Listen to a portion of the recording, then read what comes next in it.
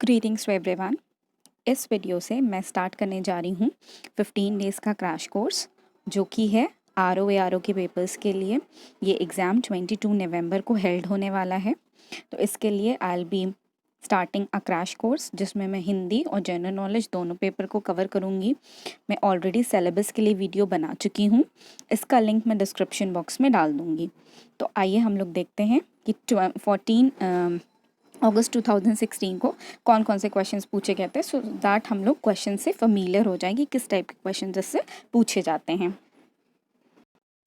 तो question number 1 की बात करें। क्वेश्चन नंबर 1 क्या कह रहा है, इसमें कहता है कि कौन सी प्लेस ऐसी है जो 2 शताब्दियों तक मुग़ल शहंशाह का आवास रही, यानी मुग़ल शहंशाह का घर रही। तो पहला है सलीम फोर्ट, अगर आपने सुना होगा। दूसरा है ताजमहल, तीसरा है चैतूरगढ़ फोर्ट और चौथा है रेड फोर्ट। ठीक है, तो इसमें से कौन ऑलमोस्ट 2 सेंचुरीज तक यानी कि 200 साल तक मुगल्स का घर रही? तो आंसर होगा आपका रेड फोर्ट। आपने सलीमगढ़ फोर्ट के बारे में भी शायद सुना हो, ताजमहल के बारे में तो सुना ही होगा, और चैतूरगढ़ फोर्ट के बारे में भी। तो इसका आंसर आपका होगा रेड फोर्ट। क्वेश्चन नंबर 2 क्या कहता है कि ऐसा कौन सा फोर्स है, यानी ऐसा कौन सी ऊर्जा है जिससे एक दूसरे से आकर्षित होते हैं पृथ्वी पे चीज़ें? तो वो क्या है? वो ग्रेविटी है। जिसको बेसिक साइंस भी पता होगी वो ये बात बता देगा कि वो ग्रेविटी यानी कि गुरुत्वाकर्षण है। तीसरे क्वेश्चन में पूछा गया है एफएम क्या है। अब एफएम जो आप सुनते हैं उसी एफएम के बारे में बात हो रही है। इसका फुल फॉर्म क्या है? Frequency modulation. इसका फुल फॉर्म होता है फ्रीक्वेंसी मॉड्यूलेशन, और फ्रीक्वेंसी मॉड्यूलेशन को हिंदी में भी फ्रीक्वेंसी मॉड्यूलेशन ही कहते हैं मेरे ख्याल से। ठीक है, अब हम लोग नेक्स्ट क्वेश्चन की बात करते हैं। इंटरनेट इंडिया में कब आया था? इंटरनेट इंडिया में 1995 को आया था। ये क्वेश्चन पूछा गया था। फिर एक क्वेश्चन आया था जो कि 6 नंबर का क्वेश्चन है कि वर्ल्ड वाइड फंड के द्वारा, world wide fund for nature के द्वारा एक तरह से मूवमेंट चलाया जाता है जिसके लिए आपको 1 घंटे तक लाइट बंद करनी होती है। शायद आपने इसका नाम सुना हो। उस मूवमेंट को क्या कहते हैं? ठीक है, लाइट या जो भी चीज़ें बिजली से चल रही हैं उसको बंद करना होता है। उस मूवमेंट को क्या कहते हैं? उस मूवमेंट को कहते हैं अर्थ आर। उसको कहते हैं अर्थ आर। 7th क्वेश्चन क्या था? 7th क्वेश्चन था कि मुगल एम्पायर को किसने फाउंड किया था? तो मुगल एम्पायर को बाबर ने फाउंड किया था। बाबर का जब पहला हुआ था पानीपत का युद्ध, तो उसने हरा दिया था। किसको हराया था? सबको पता ही होगा। ओके, और कब हराया था? 1526 में इब्राहिम लोदी को हरा दिया था। लोदी वंश खत्म हो गया था और मुगल वंश का शुरुआत हुई थी। उसके बाद नेक्स्ट क्वेश्चन है कि क्विट इंडिया मूवमेंट किसने स्टार्ट किया था? तो क्विट इंडिया मूवमेंट यानी कि भारत छोड़ो आंदोलन महात्मा गांधी ने स्टार्ट किया था। कब स्टार्ट किया था? 1942 को स्टार्ट किया था। तो डेट्स भी आप याद रखते जाइए। नेक्स्ट क्वेश्चन है कि पहला प्रेसिडेंट कौन था रिपब्लिक इंडिया था? वो डॉक्टर राजेंद्र प्रसाद थे। ये डॉक्टर राजेंद्र प्रसाद पहले प्रेसिडेंट थे हमारे। ये क्वेश्चन पूछा गया था। साबरमती आश्रम कहाँ लोकेटेड है? किस सिटी में लोकेटेड है? ये पूछा गया था। कहाँ है साबरमती आश्रम? अहमदाबाद में है।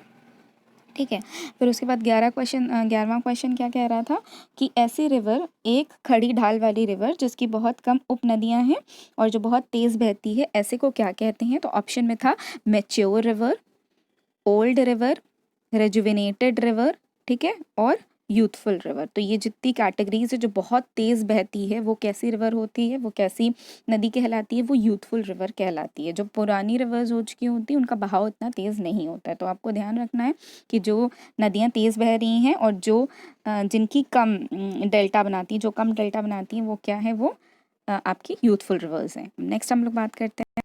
क्वेश्चन नंबर 12 कहता है कि अमर्त्य सेन को नोबेल प्राइज़ किस फील्ड में मिला था? तो अमर्त्य सेन के बारे में आप सभी ने इकोनॉमिक्स में पढ़ा होगा। वो किस फील्ड में काम करते थे? वो इकोनॉमिक्स की फील्ड में काम करते थे और इसी फील्ड में उनको 1999 में भारत रत्न मिला था और 1998 में उन्हें नोबेल प्राइज़ मिला था।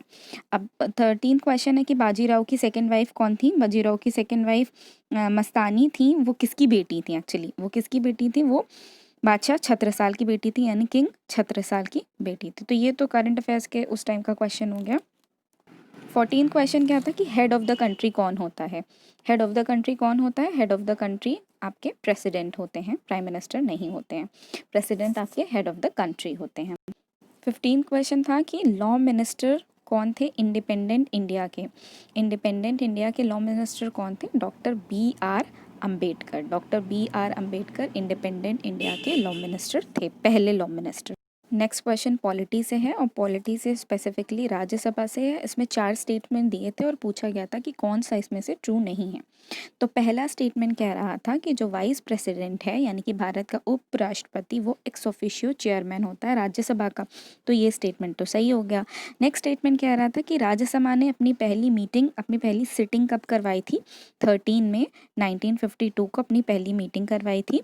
तो ये बात भी सही हो गई। उसके बाद तीसरा स्टेटमेंट था कि जो सैलरी और अदर बेनिफिट्स होते हैं राज्यसभा मेंबर के वो लोकसभा मेंबर से दुगने होते हैं। तो ये स्टेटमेंट पूरी तरीके से गलत हो गया। तो यही हमारा थर्ड स्टेटमेंट था। फोर्थ स्टेटमेंट था कि राज्यसभा को अपर हाउस कहते हैं और लोकसभा को लोअर हाउस कहते हैं। तो फोर्थ स्टेटमेंट तो सही है, थर्ड स्टेटमेंट हमारा गलत हो गया और इसी को हमें मार्क करना है।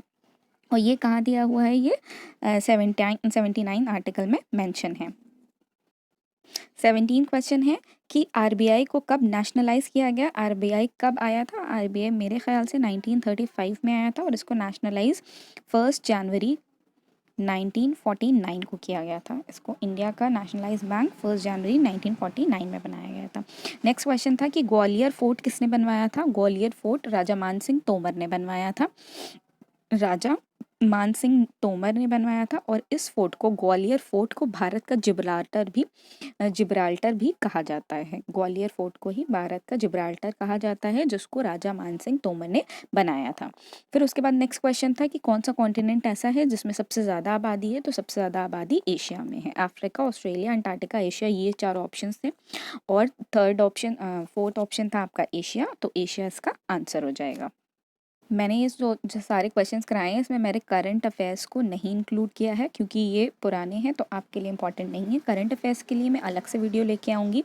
इस वीडियो में मैंने सिर्फ जनरल अवेयरनेस के और जनरल साइंस के क्वेश्चंस को कवर किया है। नेक्स्ट वीडियो में मैं हिंदी ग्रामर और उसके नेक्स्ट वीडियो में मैं रीजनिंग के क्वेश्चंस लेकर आऊँगी। और रीजनिंग के क्वेश्चंस जो हैं वो थोड़े से ट्रिकी टाइप के हैं, तो आपको रीजनिंग थोड़ी सी प्रैक्टिस करनी पड़ेगी।